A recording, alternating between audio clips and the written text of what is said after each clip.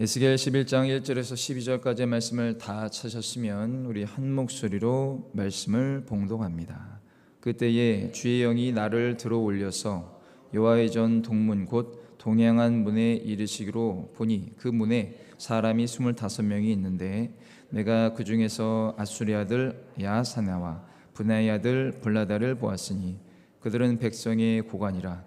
그가 내게 이르시되 인자야 이 사람들은 불의를 품고 이 성 중에서 악한 꾀를 꾸미는 자니라. 그들의 말이 집 건축할 때가 가깝지 아니한즉 이 성읍은 가마가 되고 우리는 고기가 된다 하나니 그러므로 인자야 너는 그들을 쳐서 예언하고 예언할지니라. 여호와의 영이 내게 임하여 이르시되 너는 말하기를 여호와의 말씀에 이스라엘 족속아 너희가 이렇게 말하였도다. 너희 마음에서 일어나는 것을 내가 다 아노라. 너희가 이 성읍에서 많이 죽여 그 거리를 시체로 채웠도다. 그러므로 주 여호와께서 이같이 말씀하셨느니라. 이 성읍 중에서 너희가 죽인 시체는 그 고기요 이 성읍은 그 가마인데 너희는 그 가운데에서 끌려 나오리라. 나 주 여호와가 말하노라.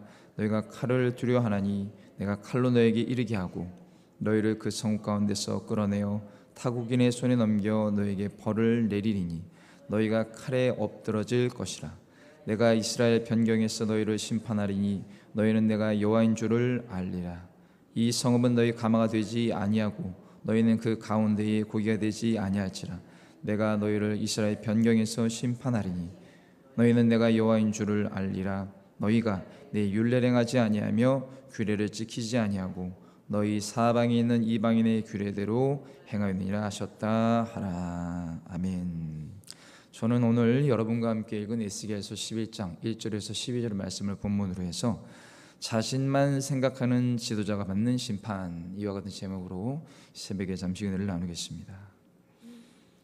우리가 이 땅에 살면서 가장 중요한 것 중에 하나가 사람 간의 만남이라고 저는 개인적으로 생각을 합니다. 여기 있는 부족한 종도 많지는 않지만 다양한 사람을 많이 만났는데 아무래도 군 생활을 할 때, 어린 시절 군 생활을 할 때 전국 8도의 사람들을 다 만나보았습니다. 저는 이 육군 중사로 경기도 포천에 있는 군단의 한 헌병대대에서 4년 4개월의 군복무를 했고 참으로 다양한 사람들을 만났습니다. 그 중에서 기억에 나는 몇 명의 고참들이 있습니다. 제 바로 위에 4개월 고참 3명과 10개월 고참 1명이 있었는데 이 4명은 스타일이 완전히 반대였습니다. 그 중에서 4개월 고참 3명은 각자 그 안에서도 달랐지만 확실한 것은 이 부족한 후배를 생각하는 모습은 거의 없었고 그저 자신들의 이익만 생각하고 마음에 들지 않으면 소위 말해서 좀 이렇게 객기를 부리는 타입이었습니다. 지금 생각해보면 원래 그런 사람들, 즉 나름대로 속이 굉장히 좁은 사람들이 아니었나 이런 생각이 듭니다.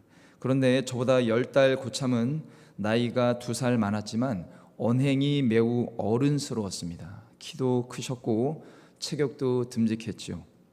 그리고 가장 인상적인 것은 그 업무 능력이 매우 탁월했으며 늘 웃는 얼굴에 4년 동안 한 번도 화를 내는 것을 제가 본 적이 없었습니다. 그래서인지 부대 내외의 고위 장교들도 이 선배에게는 함부로 대하지 않았던 것 같습니다. 병사들도 이 선배를 싫어하는 사람을 저는 거의 못 봤습니다. 제가 그 선배를 볼 때 참 신기하면서도 의지를 많이 했고 그 고참도 저를 친동생처럼 잘 챙겨주셨습니다. 무엇보다 초급 간부로 종종 실수를 했지만 늘 저를 잘 지도해 주셨고 또 맛있는 것도 많이 사주신 분이었습니다. 이후에 제가 그 선배의 직속 후임 실무자가 되었을 때는 그분의 진가를 더욱 잘 알게 되었죠. 오래돼서 정확히 날짜는 기억이 나지 않지만 당시 군 사령부에서 고위급 장교 2명이 불시 검열을 나왔는데 이제 막 실무자가 된 저는 업무 파악에 정신이 없었고 또 준비를 했다지만 부족한 부분이 당연히 있었죠. 결국 검열단의 지적으로 저 개인은 물론 부대에 불이익이 생길 상황이었습니다. 그런데 그 선배는 기지를 발휘해서 검열단에게 아직은 자신이 실무자이고 후임자는 업무를 파악 중에 있으니 해당 사안은 지침에 의해서 미비한 부분을 빠른 시간 안에 개선하여 다시 보고를 드리겠습니다 라고 했습니다. 그럼에도 후임자에게 제대로 인계를 하지 못한 그 자신이 일차적인 책임이라고 하면서 징계도 감수한다고 했습니다. 결국 당시 검열관들은 가장 약한 조치인 재검열 평가를 내렸고 이후 생각보다 크게 문제가 되지 않았고 해당 사안은 잘 마무리가 되었습니다. 저는 이후에 그 선배에게 이렇게 물었습니다. 왜 저의 실수를 본인이 뒤집어 쓰신 거냐고 말이죠. 그러자 그 고참은 자기는 곧 전역을 하고 저는 아직 군 생활이 많이 남았는데 이런 오점이 생기면 진급 심사에 전혀 도움이 되지 않는다고 했습니다. 생각해 보면 전역이 몇 달 남지도 않은 그 사람이 굳이 자신이 실수한 일도 아닌데 검열관들에게 아쉬운 소리를 해가면서 비위를 맞출 것도 솔직히 없습니다. 쉽게 말해서 제대의 말년은 세상에 무서운 것이 없기 때문이죠. 이후 어린 저의 생각에는 그런 모습이 참으로 대단해 보였고 진실로 선배다운 모습에 더욱 그 고참을 잘 따랐습니다. 시간이 흘러서 저도 제대를 하고 그 고참과는 호영호재하며 더 돈독한 관계를 유지했습니다. 그럼에도 참으로 안타까운 것은 그 고참에게 예수님을 믿으라고 그렇게 전도를 했지만 잘 받아들이지는 않더라는 것입니다. 물론 그 선배는 법 없이도 살 사람이었지만 구원은 성품으로 얻어지는 것이 아니지 않습니까? 예수님만 잘 믿었다면 정말 최고의 인품과 실력을 갖추고 교회의 좋은 일꾼이 되었을 보기 드문 사람이라고 생각을 합니다. 돌이켜보면 하나님께서 부족한 저에게 수많은 사람과의 만남 중에 예수를 믿지는 않지만 그럼에도 인격과 실력이 좋은 사람을 만나게 해주신 것입니다. 덕분에 즐겁고 보람되게 군 생활을 잘 마무리했고 어린 나이였지만 많은 생각을 하면서 안목을 키우게 된 것은 확실했습니다. 생각해 보건대 그 고참이 후임자의 실수와 잘못을 뒤집어 쓴 것이 크게 대단해 보이지 않는 일일 수도 있고 딱히 그렇게 할 이유도 없습니다. 그러나 그 고참은 다른 여러 후임들 중에 저를 가장 친동생처럼 많이 아껴주셨죠. 저는 그런 모습이 너무나 감사했고 감동을 받았습니다. 그러면서 자신보다는 상대방을 더 생각하고 배려하는 성숙한 인품의 소유자란 어떤 사람이며 또 어떻게 살아가야 하는지 깊게 생각하게 되었습니다. 사랑하는 성도 여러분, 우리가 인생 가운데 때론 지나치게 큰 도움이나 혜택을 받은 사람들을 보면 신기하면서도 부러울 때가 종종 있죠. 그러나 꼭 그런 것만이 감사한 것은 아닙니다. 주변에 좋지 않은 조건들도 있겠지만 살펴보면 내가 미처 인지하지 못하고 지나치는 조건들도 있습니다. 요즘 날씨가 너무 덥죠. 그럼에도 하나님께서 이렇게 좋은 성전에서 시원하게 에어컨을 켜고 또 귀한 예배를 드릴 수 있는 환경을 주시지 않았습니까?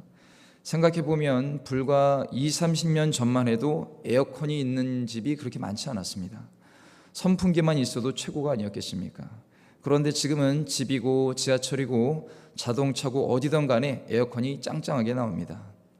무엇보다 우리는 죄인인 우리가 하나님의 선택으로 인해 예수 그리스도를 만나고 믿음으로 구원을 얻어 하나님의 자녀가 되었다는 사실을 가장 크게 감사하고 또 감사하며 살아가야 합니다.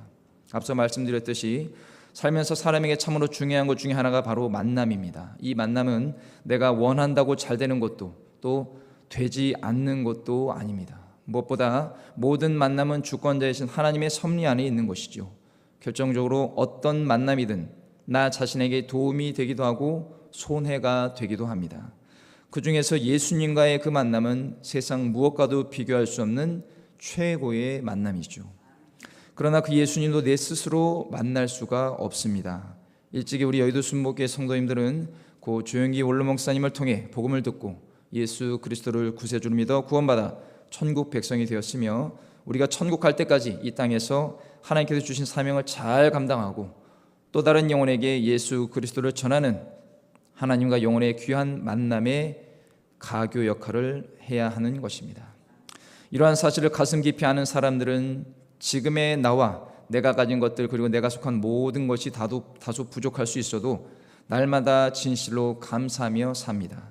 나아가 자신만을 생각하지 않고 남을 돌보며 받은 은혜와 사랑을 실천하는 삶을 삽니다. 오늘 저 여러분 그리고 성도님들의 자녀들도 하나님이 도우셔서 좋은 돕는 손길들이 나타나서 혹 삶에 어려움이 있다면 하나님이 극복하게 해주시고 주님이 모든 영광을 받으시기를 예수님의 이름으로 간절히 축원을 드립니다. 그러나 여러분, 양지가 있으면 음지도 있는 법이죠. 안타깝게도 오늘날 타락한 세상에는 그렇지 않은 사람과 손길도 참으로 많습니다. 자신만 생각하고 법과 원칙이 어땠든지 그저 자기 집단의 이익을 위해서라면 불도저처럼 관철시키려는 악독한 자들이 넘쳐납니다. 에스겔 선지자의 시대에도 다를 바가 없었음을 오늘 본문을 통해서 알 수 있죠. 1절의 말씀입니다. 그때에 주의 영이 나를 들어 올려서 여호와의 전 동문 곧 동양한 문에 이르시기로, 보니 그 문에 사람이 25명이 있는데 내가 그 중에서 아수르의 아들 야샤냐와 분야의 아들 블라다를 보았으니 그들은 백성의 고관이라. 여기서 두 사람이 등장하고 각각의 이름의 뜻을 보면, 먼저 분야는 여호와께서 세우셨다 이며 블라다는 여호와께서 원하셨다입니다. 이름만 봐서는 그들이 하나님과 국가와 또 민족을 위해 충성되고 정직한 일꾼처럼 보여야 하는데 과연 그렇습니까? 그들에 대한 하나님의 평가는 어떻습니까? 2절 말씀입니다. 그가 내게 이르시되, 인자야, 이 사람들은 불의를 품고 이 성중에서 악한 꾀를 꾸미는 자니라. 그렇습니다. 하나님은 에스겔에게 단호하게 말씀하십니다. 그들은 마음과 생각 가운데 불의를 품었고 악한 꾀를 꾸미는 자들이라는 것이죠. 여기서 우리가 알 수 있는 사실은 이 25명이 어떤 존재인지를 말합니다. 앞서 에스겔 8장 16절에서 등장한 타락한 25명이 나옵니다. 그들은 태양을 숭배하던 25명의 지도자인데 지금 나오는 지도자들과는 다른 사람들이죠. 어쨌든 공통점은 불의한 지도자라는 겁니다.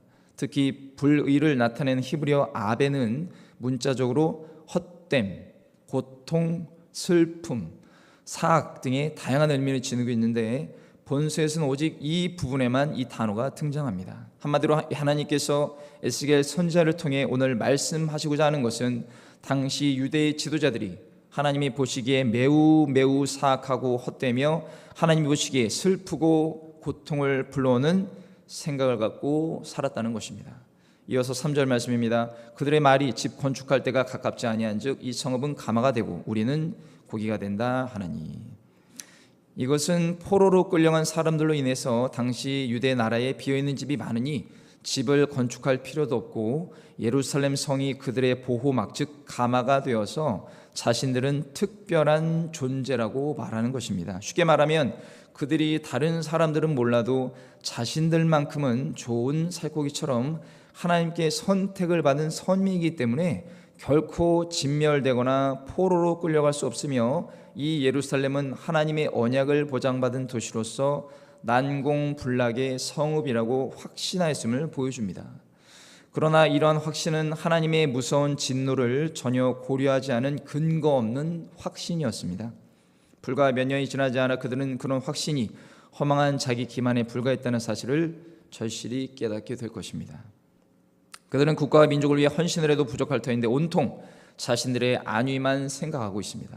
그래서 하나님은 패역한 유다 지도자들을 향해 에스겔을 통해 다음과 같이 말씀하십니다. 4절부터 6절 말씀입니다. 그러므로 인자야 너는 그들을 쳐서 예언하고 예언할지니라. 여호와의 영이 내게 임하여 이르시되 너는 말하기를 여호와의 말씀에 이스라엘 족속아 너희가 이렇게 말하였도다. 너희 마음에서 일어나는 것은 내가 다 아노라. 너희가 이 성읍에서 많이 죽여 그 거리를 시체로 채웠도다. 하나님의 엄한 심판의 말씀은 듣기만 해도 소름이 끼칠 정도이죠. 사랑하는 성도 여러분, 여기서 우리가 알 수 있는 것은 무엇입니까? 지도자로 세움을 받은 사람들은 더욱 영적으로 예민해서 하나님의 거룩하신 뜻을 바르게 깨닫고 행동해야 하는 책무가 있다는 것입니다. 일반 국민들도 마음과 생각의 중심에 하나님 보시기에 악한 것들을 갖고 살면 그 인생이 처참한데 하물며 민족과 공동체의 지도자라는 사람들이 하나님의 생각과 완전히 반대되는 불의한 생각을 갖고 산다는 것은 국가와 민족의 입장에서 보면 매우 비참하고 국가 번영과 발전에 치명적인 일이 아닐 수 없습니다. 오늘날 우리 주변에서도 이런 일과 지도자를 충분히 봅니다. 자신의 안위와 자신을 둘러싼 조직의 이익을 위해서 진실을 거짓으로 조작하는 것도 모자라 철저히 덮고 거짓을 진실로 둔갑시키며 이것이 진실이라고 역설합니다. 그들에게는 거짓과 부정과 조작과 날조는 이제 더 이상 어려운 일이 아닙니다. 나쁜 짓도 처음 할 때는 들킬까봐 가슴이 조마조마하고 식은땀이 흐르면서 모든 신경이 곤두서지만 한 번 제대로 성공하면 담력이 커집니다. 두 번째는 덜 긴장이 되죠. 또 그로 인한 열매를 맛본 사람은 또 다른 나쁜 짓을 하게 되어 있습니다. 왜 그럴까요? 실력도 되지 않고 인품도 부족한 사람들이 분에 넘치는 권력이라는 달콤한 과실을 먹어보니까 놓칠 수 없어서 그렇습니다. 그래서 할 수 있는 것이라고는 그저 사람들을 선동하여 감정을 자극하고 그로 인한 결실을 따먹기 바쁜 것입니다. 더군다나 언론을 장악하여 국민들의 눈과 귀를 닫게 하며 자신들에게 유리한 내용만 전하게 하죠.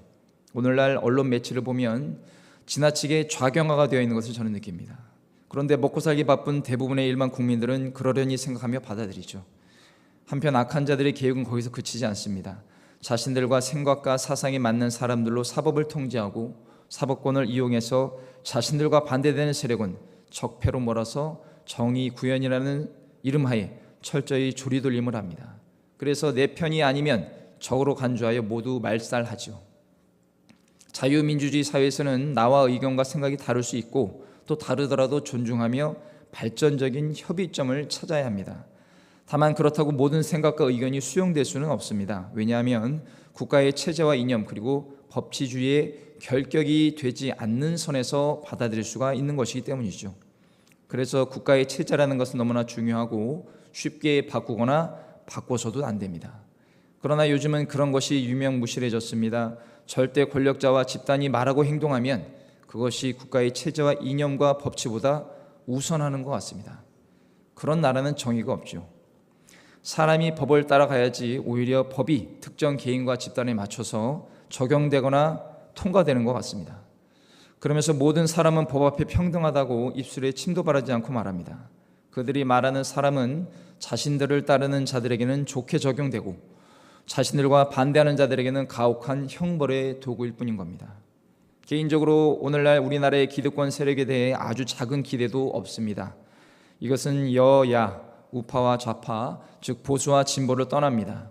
그들은 진실로 국가의 발전과 미래 세대에 대한 계획이 있어 보이지 않습니다.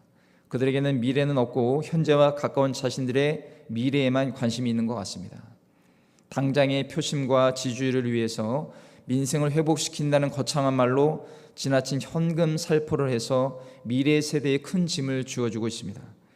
과거에 소득주도 성장이라는 회개한 논리가 많은 기업과 근로자들을 힘들게 하지 않았습니까? 세상에 공짜가 어디 있겠습니까?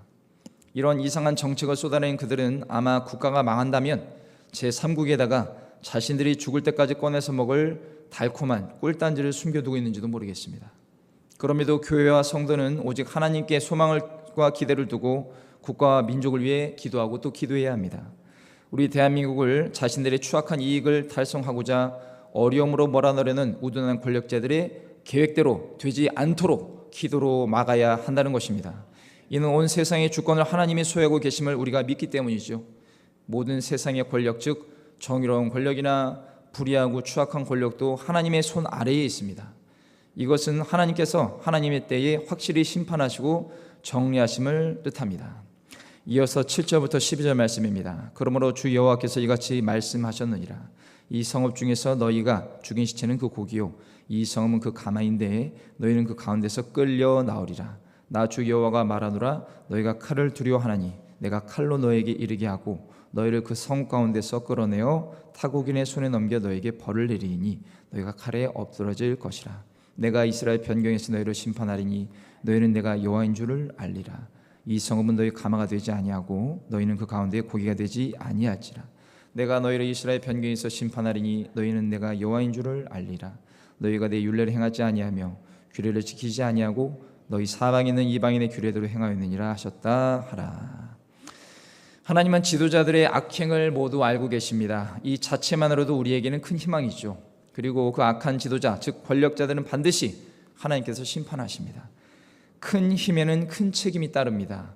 우리는 성경을 통해서 하나님의 뜻을 거역하고 대항하는 권력자들의 종말을 잘 압니다. 그러므로 성도는 현재의 암울한 국내외 정치적 상황과 정치 지도자들의 아집과 교만으로 우리 삶이 근심과 걱정이 다소 있더라도 기도를 멈추지 말고 오히려 이런 상황일수록 더욱 영적으로 깨어 말씀을 묵상하고 좋으신 하나님을 믿으며 기도하는 복 있는 성도들이 되시기를 예수님의 이름으로 간절히 축원을 드립니다. 말씀을 맺겠습니다. 사도행전 12장에 보면 부흥하던 예루살렘 교회를 헤롯 왕이 본격적으로 탄압하는 내용이 나옵니다. 여기 나오는 헤롯 왕은 우리가 기본적으로 알고 있고 늘 떠올리는 그 헤롯 왕이 아니고 그의 후손인 헤롯 아그리파 1세로 침례 요한의 머리를 잘랐던 그 갈릴리 분봉왕 헤롯 안티파스의 조카입니다. 역시 이들도 헤롯 왕가의 사람들이죠. 우리가 잘 아는 대로 투옥된 베드로의 석방을 위해서 교회가 간절히 기도하자 주의 사자가 베드로를 옥에서 풀어주는 놀라운 일이 사도행전 12장에 나옵니다. 이런 하나님의 역사에 당시 베드로를 가두었던 헤롯 아그리파 1세는 고심 끝에 다음과 같이 행동을 합니다. 사도행전 12장 18절에서 19절 상반절을 읽어드립니다. 날이 새매 군인들은 베드로가 어떻게 되었는지 알지 못하여 적지 않게 소동하니 헤롯이 그를 찾아도 보지 못하며 파수꾼들을 심문하고 죽이라 명하니라. 결국 헤롯은 사라진 베드로를 찾지 못하자 대신 파수꾼들을 처형합니다. 이는 당시 유대인의 환심을 사는 것은 불가능하더라도 자신을 향한 유대인의 비난의 화살만큼은 돌릴 수 있는 좋은 방법이었죠. 한마디로 베드로가 사라진 것에 대해 누군가 책임을 질 사람이 필요했기 때문입니다. 이어서 다음에 보여지는 헤롯의 모습을 보면 그가 매우 이기적이고 자신만 아는 고약한 지도자인 것을 알 수 있습니다. 19절 하반절에 헤롯이 유대를 떠나 가이사랴로 내려와서 머무니라. 감옥을 지키는 자들을 처형했는데도 그는 여전히 불안했는지 가이사랴로 내려가서 자기 신변을 보호합니다. 이를 보면 자기 아니만 생각하는 지도자는 자신이 책임을 질 일에 대해 책임은커녕 숨고 회피와 변명 그리고 거짓말로 임기응변으로 일관하며 자리 지키기에 급급한 매우 야비한 모습을 갖고 있음을 알게 됩니다. 이런 사람들의 큰 특징은 고난은 누리고 싶어하면서 정작 책임과 의무는 행하지 않는 이율배반적인 모습을 보인다는 것이죠. 오늘날 우리나라에도 이러한 사람들이 지도자 자리에 앉아서 국민들을 힘들게 하고 국제적으로 고립이 되어가고 있지 않나 하는 생각이 듭니다. 어쨌든 그렇게 일시 도피한 헤롯은 당시 두로와 시돈 사람들이 잘 먹고 잘 사는 것이 눈에 가시같이 보였나 봅니다. 결국 이스라엘에서 곡식을 받아 살았던 두로와 시돈에게 일방적으로 무역을 단절한 것으로 보이고 그들은 헤롯의 부활을 통해 헤롯 왕에게 다시 공급받기를 요청하죠. 사도행전 12장 20절에서 22절 말씀에 헤롯이 두로와 시돈 사람들을 대단히 노여하니 그들의 지방이 왕국에서 나는 양식을 먹는 까닭에 한마음으로 그에게 나와 왕의 침소 맡은 신하 블라스도를 설득하여 화목하기를 청한지라. 헤롯이 나를 택하여 왕복을 입고 단상에 앉아 백성에게 연설하니 백성들이 크게 부르되 이것은 신의 소리요 사람의 소리가 아니라 하거늘. 당시 두로와 시돈 사람들은 그래도 먹고 살아야 했기 때문에 헤롯 왕에게 철저히 아부했습니다. 그리고 이 군중의 아부에 넋이 나간 헤롯 왕은 심각하게 교만이 하늘을 찔렀던 것 같고 결국 그는 주의 사자가 치심으로 갑자기 죽고 맙니다. 23절에 헤롯이 영광을 하나님께로 돌리지 아니하므로 주의 사자가 고치니 벌레에게 먹혀 죽으니라. 유대의 역사학자인 그 요세푸스의 기록에 따르면 그가 극심한 복통으로 시달리다가 죽고 그의 시체에서 벌레가 나와서 육체가 흉측하게 손상됐다고 기록합니다. 즉 죽고 나서 벌레가 먹었다는 말인데 이 헬라어 원어를 보면 이 벌레는 구더기나 유충을 말합니다. 물론 현대의학 지식으로 이 짧은 구절만 보고 정확한 병명을 파악하기는 어렵지요. 오늘날 확인된 수많은 해충이나 사람의 몸에서 기생하는 여러 기생충이 그의 몸에 들어가서 죽었다고 추측할 수 있습니다. 중요한 사실은 그것이 무엇이든 간에 그렇게 천하를 호령하고 사람의 목숨을 파리처럼 여기며 죽이던 헤롯 왕도 하나님께서 한낱 벌레로 심판하셨다는 겁니다.